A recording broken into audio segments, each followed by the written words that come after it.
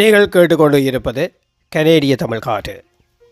இந்த காற்றிலே அடுத்து வரப்போவது ஒரு நாடகம். இந்த நாடகத்தை எழுதியவர் அன்பு சகோதரி, அன்பு கவிஞர் தமிழினி. அந்த அன்பு தமிழினிக்கு நன்றிகள் சொல்லிக்கொண்டு அவரது நாடகத்துக்குள் செல்வோம். நாடகம் மகள் சியா, ஆக்கம் தமிழினி.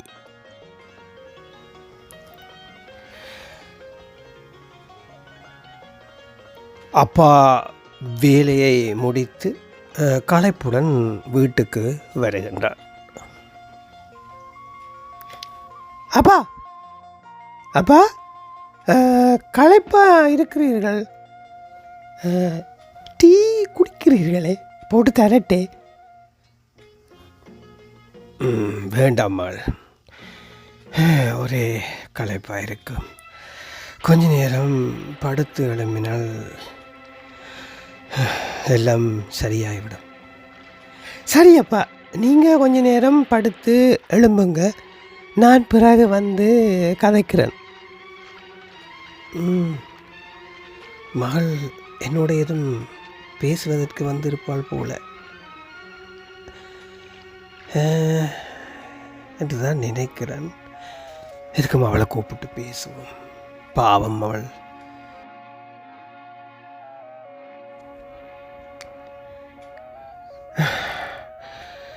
சியா, ஜவாங்கம்மா, இதில் பக்கத்தில் இரு, கொஞ்ச நேரம் பேசிட்டு தூங்குறேன். சரி, அம்மா அங்கே போயிட்டா, வீட்டில் காணல. அம்மா கோயிலுக்கு போயிட்டு வாரணுண்டு சொல்லிட்டு போனவா. அப்பா அப்பா அப்பா உங்கள்கிட்ட ஒன்று கேட்கலாமே. என்னம்மா சொல்கிற? டியூஷன் காசு கட்டணுமா? எதுவும் வாங்கணுமே? இல்லையப்பா, நாங்கள் எங்களோட குடும்பம் சந்தோஷமாக இருக்கிற நம்ம சந்தோஷமாக தானே இருக்கிறோம். ஏனம்மா கேட்குற? உனக்கு ஏன் சந்தேகம் வந்துருச்சு? எதுவும் பிரச்சனையே? இல்லையாப்பா, இப்போ கொஞ்ச நாளாக அம்மா ஒரே கவலையோடு இருக்கிறா. முகத்தில் சிரிப்பும் இல்லை. இன்றைக்கு நான் வரைக்க அம்மா அழுது கொண்டிருந்தவா. ஏனென்று கேட்டதுக்கு ஒன்றும் இல்லையென்று சொல்லிவிட்டு கோயிலுக்கு கிளம்பி போயிட்டா. அதுதானப்பா நான் கேட்டதான். என்ன செய்வது? வீட்டு செலவுகள் சுமைகளை நினைச்சு கவலைப்பட்டிருக்கிறா.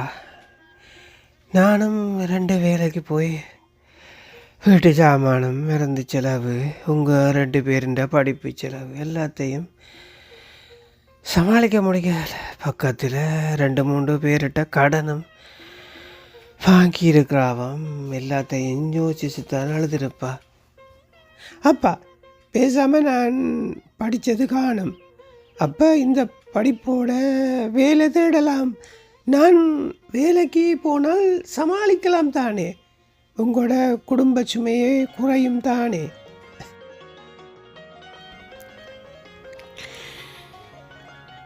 இல்லை மாளே, நீ படிப்பை முதல்ல முடி. எங்கே போனாலும் படிப்பு தானே முக்கியம்.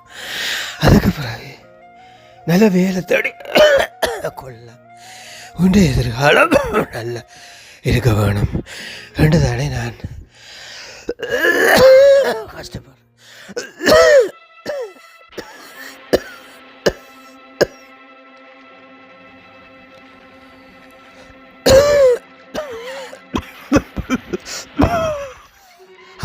அப்பா, என்னாச்சுப்பா?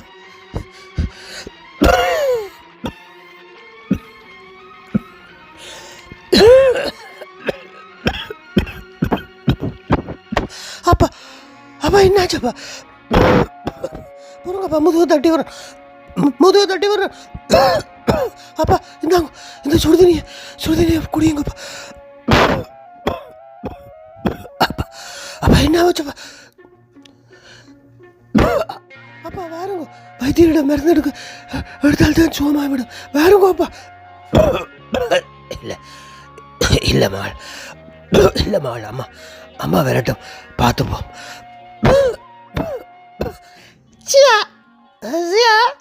அப்பா ஏன் படுத்திருக்கிறார்? ஏன் முகமெல்லாம் வீங்கி இருக்கு? என்ன நடந்தது? வாங்க வைத்தியசாலைக்கு போ, எல்லாரும் போ. ஓடுங்க, வாங்க வைத்தியசாலைக்கு போ.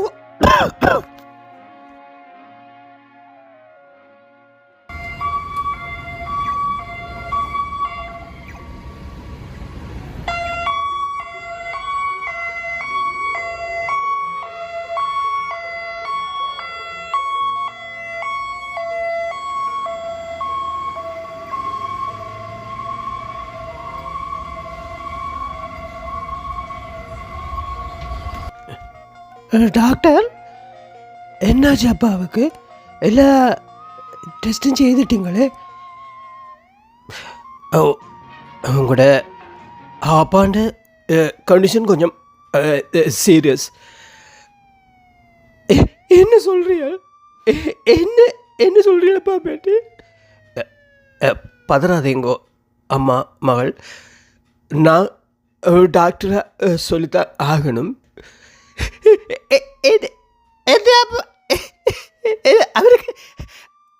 அவருக்கு என்னாச்சு சொல்லுங்க. இல்லை, அவருக்கு, உங்களோட அப்பாவுக்கு பிளட் கேன்சர்.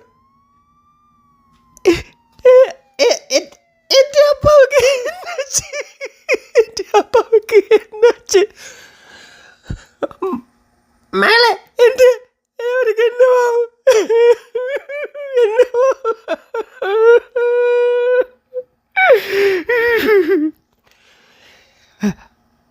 அழாதீங்கோ, என்னால் ஆறுதல் சொல்ல முடியாது.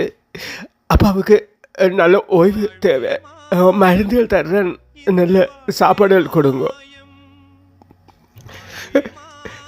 சரி டாக்டர், சரி, நாங்கள் கவனமாக கவனித்துக் கொள்கிறோம். நன்றி டாக்டர்.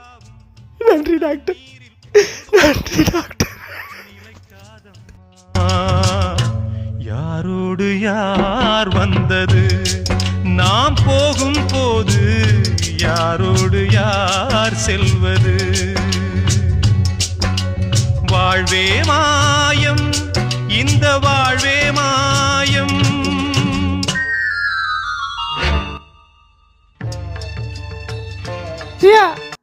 அப்பாவுக்கு இனி நல்ல ஓய்வு தேவை என்று வைத்தியரும் கூறிட்டார். இனி அப்பாவால் வேலை செய்ய முடியாது. அதனால என்னம்மா, அதனால் நான் எங்கேயாவது வீட்டு வேலைக்கு போய் உழைக்கலாம் என்று நினைக்கிறேன். என்னம்மா சொல்கிறீங்க?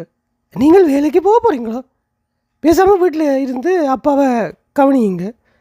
நான் வேலைக்கு போய் உங்களையும் பார்த்து தம்பியையும் படிக்க வைக்கிறேன். எங்கள் குடும்பத்தை பார்த்து கொள்வது எனக்கு பொறுப்பு. அப்பா அம்மா நீங்கள் இருவரும் நிம்மதியாயிருங்கள். அன்றிலிருந்து குடும்ப சுமையை ஏற்றுக்கொண்டாள் மகள் சியா. வாழ்க்கை நகருகிறது. அற்புதமான ஒரு சிறு நாடகத்தை அனுப்பி வைத்த தமிழினிக்கு ரொம்பவுமே நன்றி. நீங்கள் கேட்டுக்கொண்டு இருப்பது கனேடிய தமிழ் காற்று. அன்பு உள்ளங்களே, உங்களிடம் இப்போது விடைபெறப்போகின்றேன். தமிழினி ரொம்பவுமே நன்றி. மீண்டும் இப்படிப்பட்ட சில நாடகங்களை அனுப்பி வையுங்கள். மீண்டும் உங்களிடமிருந்து கலையகம் எதிர்பார்க்கின்றது. நன்றி தமிழினி, நன்றி அன்பு மக்களே, உங்கள் எல்லோருக்குமே நன்றி. மீண்டும் சந்திப்போம். நீங்கள் கேட்டுக்கொண்டு இருப்பது கனேடிய தமிழ் காற்று. இது ஆர்ஜிஆர் மோகன். மீண்டும் சந்திப்போம். நன்றி.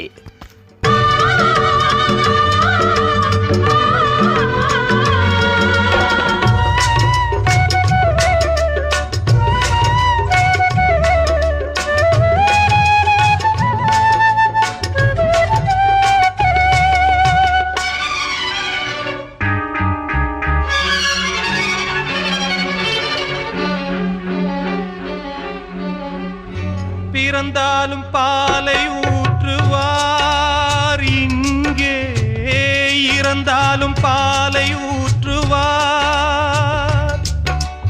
உண்டாவது ரெண்டாலதான், ஊர் போவது நாலாலதான். கருவோடு வந்தது தெருவோடு போவது, கருவோடு வந்தது தெருவோடு போவது. மெய்யென்று மேனியை யார் சொன்னது? வாழ்வே மாயம், இந்த வாழ்வே மாயம்.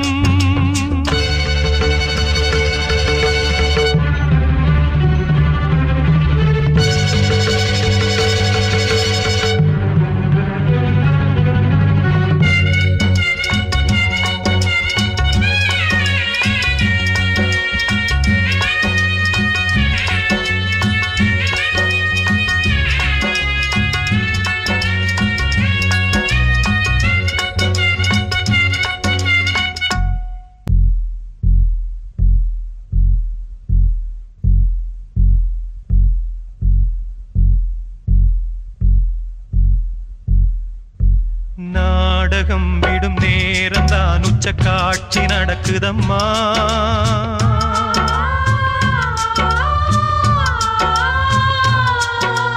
வேஷம் கலைக்கவும் ஓய்வு எடுக்கவும் வேளை நெருங்குதம்மா.